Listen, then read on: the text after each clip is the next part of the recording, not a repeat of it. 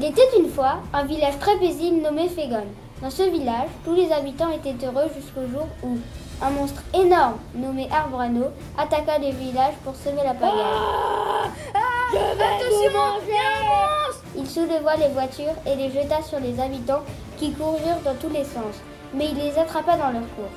Heureusement, un super-héros nommé Téléportman arriva pour sauver le village. Téléportman est une personne pas comme les autres. Il peut se téléporter et téléporter les objets qui sont dans son champ de vision.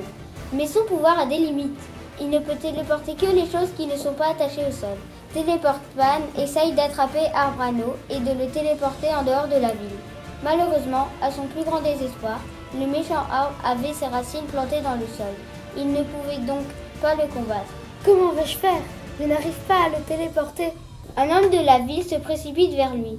Je connais une légende qui parle d'une hache magique qui pourrait détruire ce monstre. Vous devez aller voir la sorcière dans la forêt. Elle pourra vous aider. Téléportman se téléporte dans la forêt pour aller voir cette fameuse sorcière. Bonjour sorcière, j'ai besoin de votre aide pour trouver la hache magique et détruire le monstre Arbrano. Je peux vous la donner, mais d'abord, il faudra répondre à une énigme. Je vous écoute. Je ne fais pas de bruit quand je me réveille, mais je réveille tout le monde. Qui suis-je? Laissez-moi réfléchir. Mais oui, c'est donc ça, le soleil! Bravo, vous avez réussi mon énigme. Comme promis, voici la hache magique. J'espère qu'elle vous sera utile. Téléportman revient avec la hache magique dans la ville, déterminé à tuer cet horrible monstre. Il téléporte la hache autour du tronc d'Arbrano pour le couper en deux.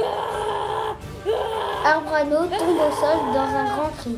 Tous les villageois viennent remercier Téléportman pour sa bravoure et son courage. Bravo! Bravo! Bravo Téléportman! Tu nous as sauvés!